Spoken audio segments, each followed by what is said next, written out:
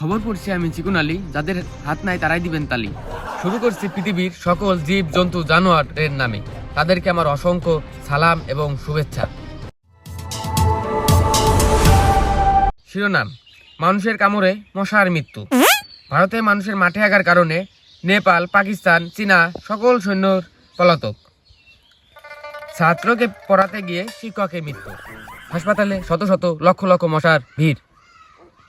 সেখানে রয়েছে বেডের অভাব, খাদ্যর অভাব, অক্সিজেনের অভাব।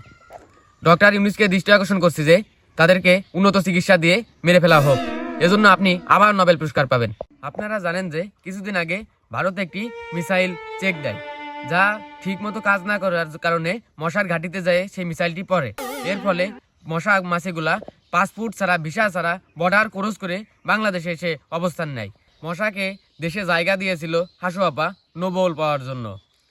তার কিছুদিন পর শুনি যে হাসু আপা তার পেমেন্ট টানে মুদির কাছে চলে যায়, যা বর্তমান ইন্ডিয়ার সরকার। হাসু আপা, I miss you, I like you, I love you. Hasu আপা, আপনাকে অনেক মিস করতেছি, আমাদেরকে এতিম না করেও যাইতে পারতেন। I love you. ভারতের মানুষের মাঠে হাগার কারণে চীনা, জাপান, পাকিস্তান সকল সেনা পলাতক। মুকেশ আম্বানি বানাই সোনা দিয়ে ঘাট, অন্যরা হাইগে নষ্ট করে মাঠ।